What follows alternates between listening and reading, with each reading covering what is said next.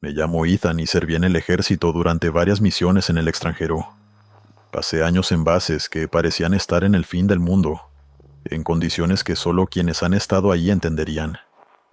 Pero de todas las cosas que viví, hay una que hasta hoy sigue dejándome con preguntas.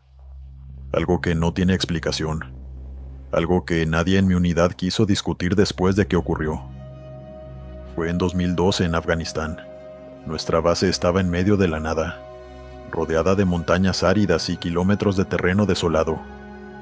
Las noches eran largas y frías, y fuera del perímetro solo había oscuridad y silencio. Una noche, mientras estaba de guardia en el puesto de comunicaciones, escuchamos una transmisión que nunca deberíamos haber recibido. Era una señal en clave militar, un código de auxilio de una unidad en peligro. Eso no era lo extraño. Lo perturbador era la designación de la unidad. No existía en nuestros registros. Verificamos con los superiores, con inteligencia, incluso con bases cercanas. Nadie conocía a esa unidad. Nadie tenía constancia de que hubieran sido desplegados en nuestra zona. Pero la señal seguía ahí. La rastreamos hasta un viejo cuartel a varios kilómetros al este, en una zona que, según los mapas, había sido evacuada y abandonada hace más de 10 años después de un ataque enemigo. Un equipo fue enviado a investigar, y yo estaba entre ellos. El viaje fue tenso. Era una de esas misiones en las que sientes que algo no está bien desde el inicio, en las que el ambiente es tenso, aunque no haya razón lógica para ello. Nos movimos en vehículos ligeros, con equipo completo, preparados para cualquier cosa, o al menos eso creíamos. Cuando llegamos encontramos lo que esperábamos. Un cuartel en ruinas, con paredes perforadas por metralla, puertas arrancadas y escombros por todas partes. Lo que no esperábamos era lo que encontramos en el interior. Había equipo militar disperso, como si alguien hubiera salido de allí con prisa. Platos con restos de comida aún en mesas corroídas por el tiempo. Mochilas abiertas, documentos esparcidos. Todo como si en algún punto alguien hubiera estado ahí, y de un momento a otro hubiera desaparecido.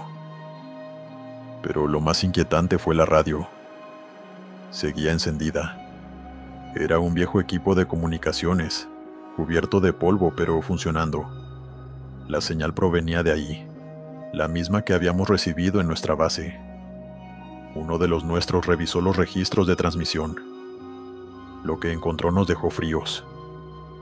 La última vez que esa radio fue usada fue en 2002, 10 años antes, pero en ese momento la señal seguía activa, como si alguien, o algo, siguiera transmitiendo desde un cuartel que llevaba una década vacío. Decidimos cortar la transmisión. No había razón para que siguiera encendida, y tal vez solo se trataba de un mal funcionamiento, pero cuando uno de los nuestros se acercó a la radio para apagarla, la estática cambió, y una voz salió de los altavoces. ¿Quién está ahí? Era una voz humana, distorsionada por la señal pero inconfundible. Nos quedamos congelados y nadie respondió. Necesitamos ayuda. Volvió a sonar la voz débil, entrecortada. Uno de los soldados intentó hablar para pedir identificación, pero la voz interrumpió. Ya es muy tarde. Están llegando. El canal se llenó de estática y la radio se apagó sola. Nadie dijo nada. Nos miramos entre nosotros esperando que alguien dijera que fue una interferencia, una coincidencia. Pero nadie lo hizo. Recogimos lo que pudimos de los archivos y abandonamos el cuartel. No íbamos a quedarnos más tiempo del necesario. De regreso en la base entregamos los documentos recuperados a inteligencia. No supimos qué encontraron en ellos, pues nunca nos dieron respuestas. Pero unos días después, algo más ocurrió. El soldado que intentó responder la transmisión desapareció. Salió en una patrulla nocturna y nunca regresó. Su vehículo fue encontrado fuera del perímetro. sin señales de enfrentamiento. Solo estaba ahí, con las puertas abiertas y el motor aún encendido. No hubo disparos. No hubo huellas que indicaran que alguien más estuvo con él. Simplemente desapareció. Esa fue la última vez que alguien mencionó lo que encontramos en aquel cuartel. La radio nunca volvió a transmitir, pero hasta el día de hoy, al recordar aquella misión, me hago la misma pregunta. Si esa señal llevaba 10 años transmitiendo, ¿quién la apagó cuando llegamos? Continuamos. Mi nombre es Luis y fui parte del ejército por más de 10 años. Durante ese tiempo me tocó enfrentar muchas cosas. Operaciones, emboscadas, largas noches de vigilancia en medio de la nada. Pero si hay algo que me dejó una marca imborrable, fue lo que viví en una base fronteriza hace unos años. Nunca volví a ver el mundo igual después de aquella noche. Estábamos en una de esas bases avanzadas que parecen olvidadas por el mundo, en medio de un terreno árido donde el viento levanta polvo hasta que no puedes ver más allá de unos metros. Nuestra labor era vigilar el perímetro, monitorear posibles infiltraciones y mantener presencia en la zona. Nada demasiado complicado, solo largas horas de patrullaje y reportes rutinarios. Era cerca de la medianoche cuando nos llegó un aviso desde la torre de vigilancia. Un movimiento anómalo en la zona noreste, justo en el límite del perímetro. Nada inusual.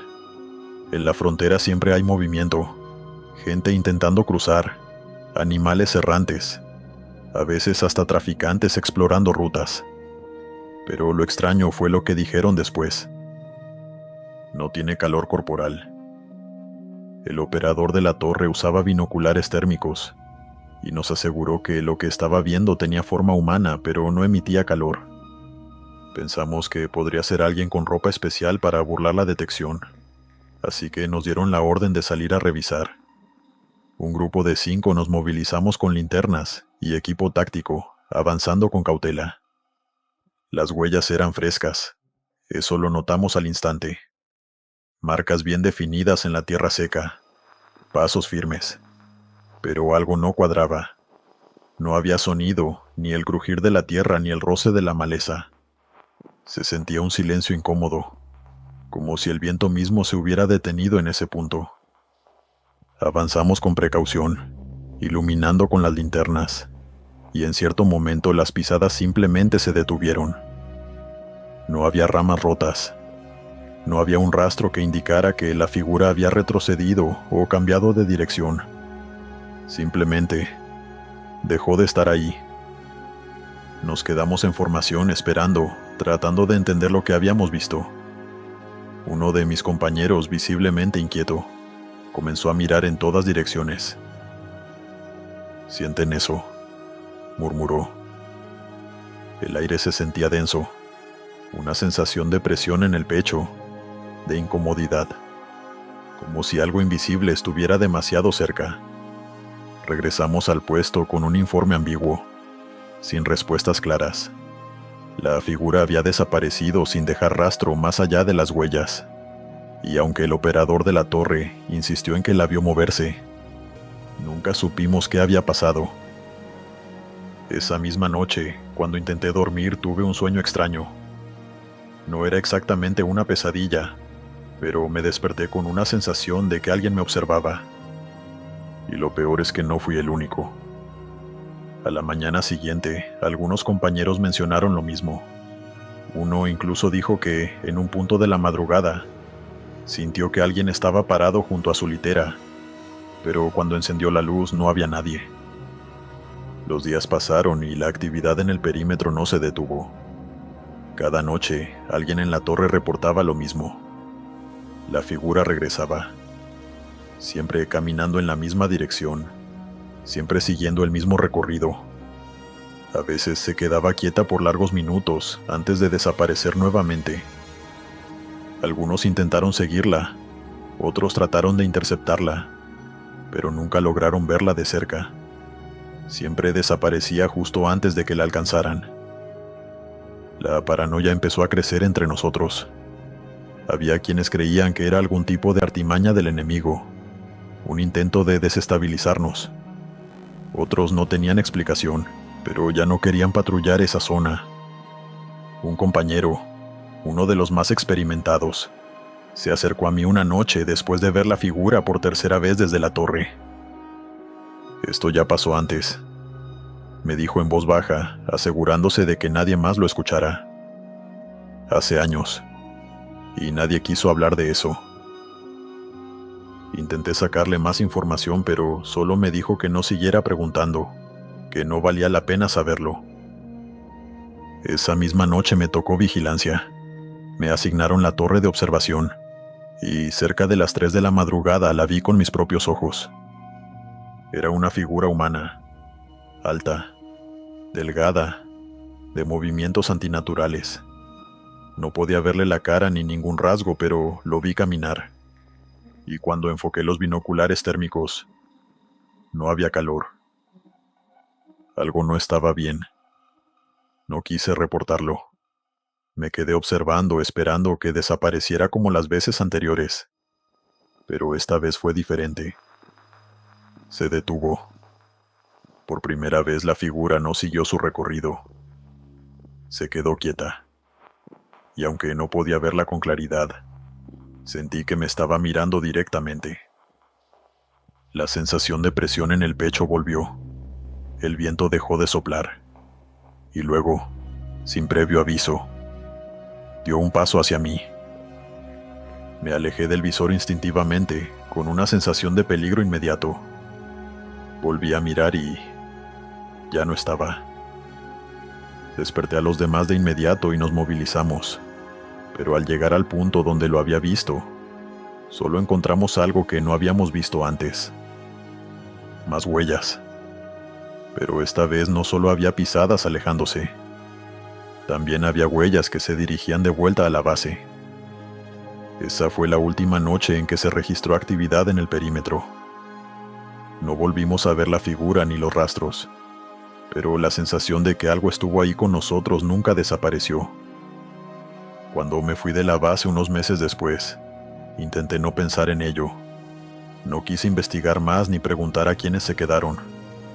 Pero hay algo que aún me atormenta, porque semanas después, cuando pasé por la base en un traslado, vi a algunos de mis antiguos compañeros y les pregunté si la actividad se había detenido. Me dijeron que sí, pero luego uno de ellos, el más callado, me miró con una expresión incómoda y me dijo en voz baja: sí, se detuvo, pero ahora a veces, cuando estamos en la base, sentimos que alguien camina dentro, en los pasillos, y en las cámaras de seguridad, a veces se activan las alarmas de movimiento en la madrugada, pero nunca hay nadie ahí. Suscribirte y darle like ayuda mucho a este canal. Si ya has escuchado mi contenido antes, te ha gustado y estás disfrutando lo que escuchas en este sector, te agradeceré que presiones el botón de suscribirse. Me llamo Santiago y serví en el Ejército Nacional de Colombia durante varios años. Estuve en distintas bases, algunos despliegues complicados, y aprendí que hay cosas en el servicio que no puedes explicar del todo. Situaciones que se comentan en voz baja entre compañeros, pero que rara vez se registran en informes. Cosas que prefieren dejarse en el olvido, aunque no por eso dejan de ocurrir.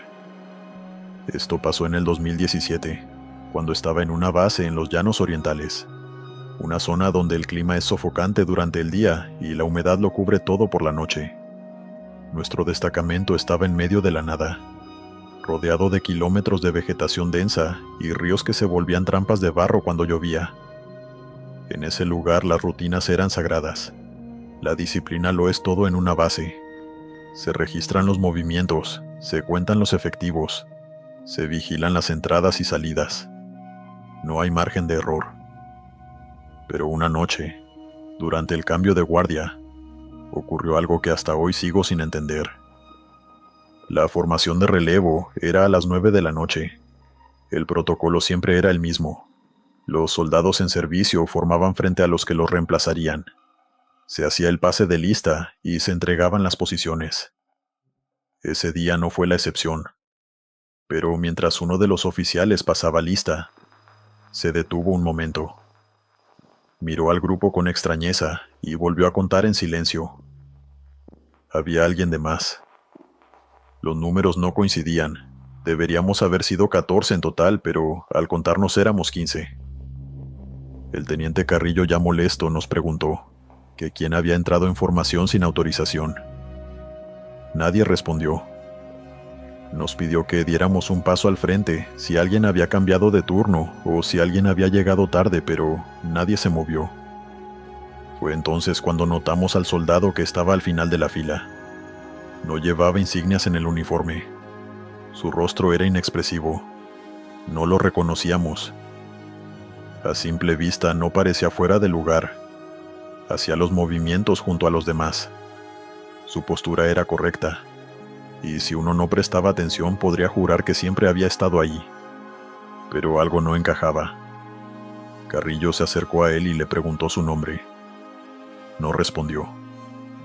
De nuevo el teniente le ordenó identificarse, pero este sujeto simplemente no respondía nada. De pronto todos nos sentimos tensos. Todos nos mirábamos sin entender qué pasaba, porque ninguno de nosotros recordaba haberlo visto antes.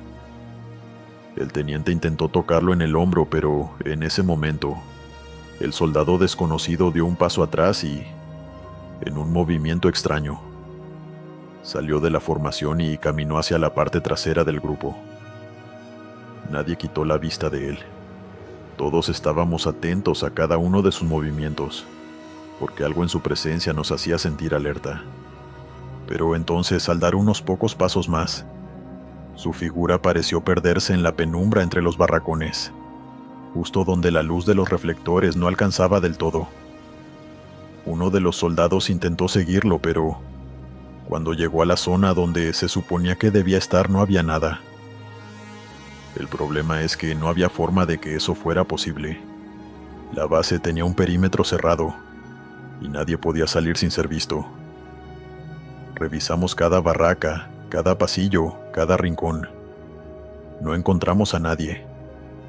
No había registros de alguien nuevo en la base. Nadie había llegado ese día ni tampoco salido.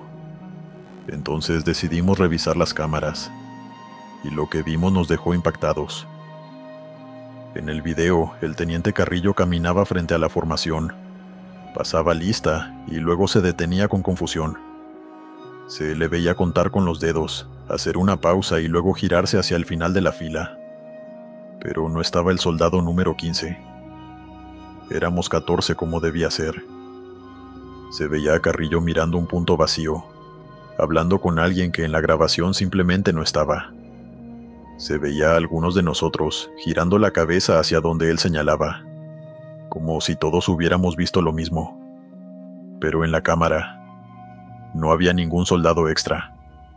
Nada. Esa noche nadie supo qué decir. Cerramos la sala de monitoreo y seguimos con la rutina como si nada hubiera ocurrido. Pero a partir de ese día, algo cambió en la base.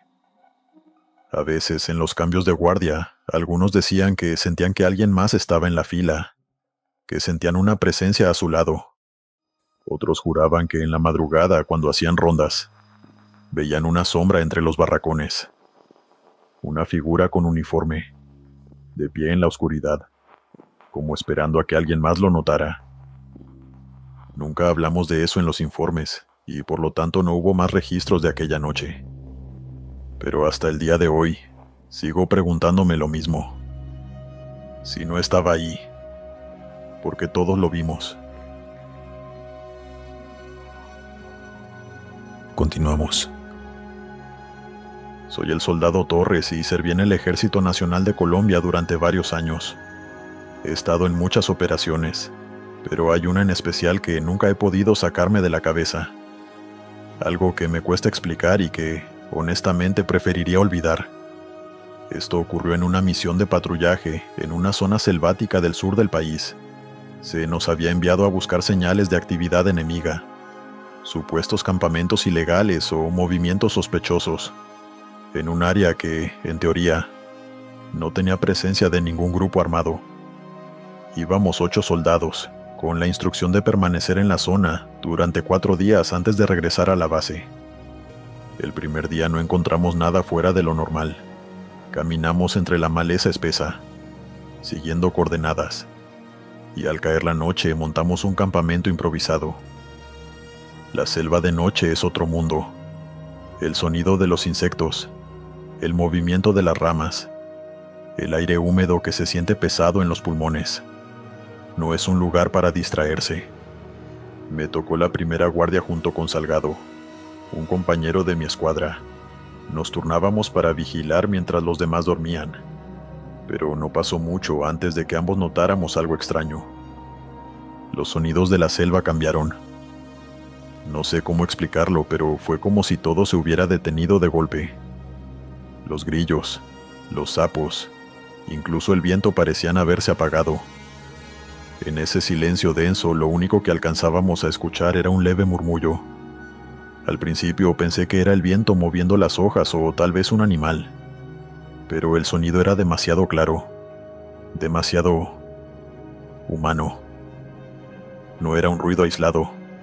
Era como si alguien estuviera susurrando algo entre la maleza. Le hice una señal a Salgado y ambos nos pusimos en posición de alerta, escudriñando la oscuridad con nuestras linternas. Apuntamos hacia donde creíamos que venía el sonido, pero no había nadie. Lo reportamos por radio, pero el oficial a cargo nos dijo que nos mantuviéramos tranquilos y siguiéramos con la guardia. El resto de la noche transcurrió sin novedad, pero lo que escuchamos no se me salió de la cabeza. Al día siguiente seguimos nuestro camino, avanzando lentamente entre la vegetación densa. El terreno se volvió más complicado, con partes donde la tierra parecía más blanda y árboles que crecían de manera extraña, como si se hubieran retorcido sobre sí mismos. El ambiente se sentía pesado. Después del mediodía encontramos algo que no aparecía en los mapas. Frente a nosotros, entre la maleza, había estructuras viejas, cubiertas de musgo y vegetación. A simple vista aparecían los restos de un campamento militar, con casetas de madera semiderruidas y una torre de vigilancia oxidada. Nos acercamos con precaución apuntando con nuestros fusiles. El lugar estaba completamente abandonado. Dentro de una de las casetas encontramos estanterías llenas de archivos viejos, empolvados y carcomidos por la humedad. No era raro encontrar registros en puestos olvidados, pero lo extraño fue lo que leímos en ellos. Eran reportes escritos a mano por soldados que habían estado en ese mismo lugar hacía décadas. Los textos hablaban de patrullajes nocturnos, de movimientos extraños en la selva, pero sobre todo de los susurros. Había una nota en particular que me dejó muy pensativo y en alerta. Segundo día de guardia nocturna. Escuchamos voces, como murmullos en la maleza. Buscamos en los alrededores, pero no hay nadie. El sargento dice que podrían ser paramilitares tratando de intimidarnos, pero suena diferente. La radio estuvo captando interferencias, como si alguien intentara transmitir algo, pero no entendemos qué dicen. El ambiente aquí no se siente bien. Salgado y yo nos miramos sin decir una palabra. Lo que ellos describían era exactamente lo que nos había pasado la noche anterior. Seguimos revisando y encontramos algo aún más inquietante. Un mapa con coordenadas. Cuando las ingresamos en nuestro GPS, descubrimos que estábamos justo en el mismo punto donde, según los registros militares, un pelotón entero había desaparecido años atrás. El documento final decía lo siguiente: Día 4. No hay contacto con el pelotón. Última transmisión registrada a las 3:27 de la mañana. Solo se escucharon susurros. Ese mismo día, en el cuartel central, se reportó la pérdida total de comunicación con la unidad, y nunca se encontró rastro de los soldados. Nos quedamos en silencio por un momento, hasta que el sonido del radio nos hizo saltar. Era estática. El operador intentó ajustar la frecuencia, pero lo que vino después nos dejó fríos. Una voz distorsionada se filtró a través de la interferencia. Era difícil de entender, pero en un momento, entre los murmullos y la estática, una palabra se escuchó con claridad. Váyanse. Solo nos miramos entre nosotros y, sin necesidad de dar una orden, comenzamos a recoger nuestras cosas. De repente, Salgado, que estaba unos metros adelante, gritó mi nombre con una voz que nunca le había escuchado antes. Cuando corrí hacia donde estaba, vi que apuntaba con su fusil hacia algo entre los árboles. Al dirigir mi linterna hacia ese punto, lo vi. Entre la vegetación densa a unos 10 metros había una silueta.